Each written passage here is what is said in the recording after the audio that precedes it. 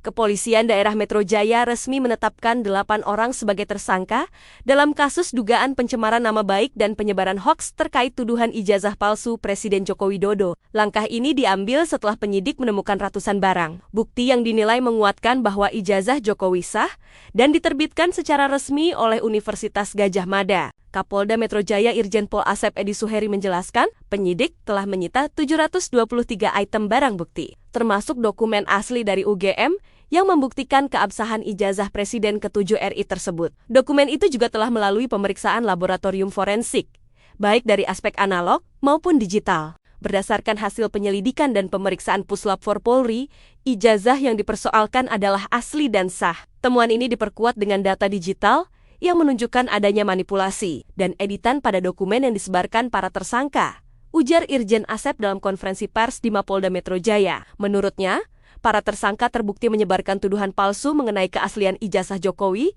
dengan menggunakan analisis tidak ilmiah, yang pada akhirnya menyesatkan dan meresahkan masyarakat. Penyidik menemukan adanya upaya sistematis untuk memproduksi dan mendistribusikan informasi palsu yang menyerang kehormatan seseorang, dalam hal ini Presiden Republik Indonesia, kata Asep. Penyidik juga telah membagi 8 tersangka dalam 2 klaster. Klaster pertama terdiri atas 5 orang, yakni Egy Sujana, Kurnia Tri Rohyani, Muhammad Rizal Fadilah, Rustam Effendi, dan Damai Hari Lubis. Mereka dijerat dengan pasal 310 dan atau 311 dan atau 160 KUHP, serta pasal 27 AJO, pasal 45 ayat 4 dan atau pasal 28 ayat 2 JO, pasal 45A ayat 2 Undang-Undang Informasi dan Transaksi Elektronik. Sementara itu, klaster kedua berisi 3 tersangka, yakni Roy Suryo, Rismon Hasiholan Sianipar, dan Dr. Tifauziah Tiasuma. Ketiganya dikenakan pasal serupa dengan tambahan pasal 32